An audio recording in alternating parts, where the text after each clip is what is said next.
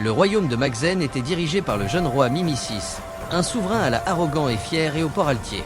Depuis sa plus tendre enfance, on lui avait appris qu'un sang pur, le plus noble des Alaouites, coulait dans ses veines, faisant de lui l'héritier légitime d'une lignée de 1000 ans. Il croyait fermement à cette histoire, un bouclier contre l'incertitude et une source inépuisable de légitimité. Au cœur de la cour, l'ombre du conseiller Azoulay le grand chambellan planait. Azoulay était un homme au sourire huileux, aux yeux avides, et dont l'ambition était aussi vaste que sa bourse.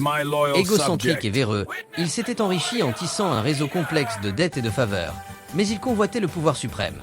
Un soir de tempête, dans les appartements privés du roi, Azoulay s'introduisit, non pas pour un rapport d'État, mais pour lâcher sa bombe. Le roi, occupé à réviser des décrets, le regarda d'abord avec impatience. « Serpent, votre majesté, vous êtes un roi magnifique. Mais le sang qui vous donne ce droit, il est le plus grand des mensonges. » Le visage de Mimi VI se figea. Il exigea la vérité, croyant à une ruse.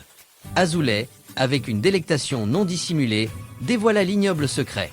Le père de Mimi VI, le précédent roi, était stérile. Craignant pour la stabilité du royaume, la reine-mère avait eu recours à un stratagème odieux. Elle avait choisi un simple soldat de la garde, un homme de basse extraction, pour assurer la succession. Mimi VI n'était pas le descendant des Alaouites. Il était l'enfant d'un étranger, un imposteur dont l'unique noblesse était le trône qu'il occupait par erreur. Azoulay brandit des parchemins scellés, des aveux de la reine-mère et des registres de la garde. Il ne cherchait pas la justice, mais le chantage. Il voulait la main de la sœur de Mimi VI et le titre de vice-roi.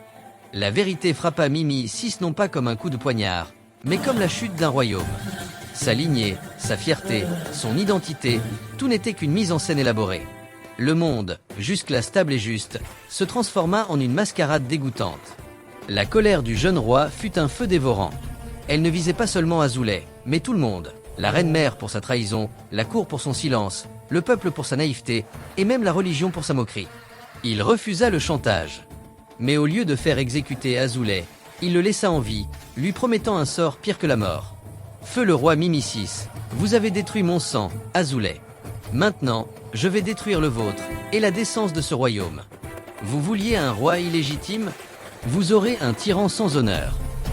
Dès le lendemain, le roi Mimi s'y entra dans une phase de vengeance froide et méthodique.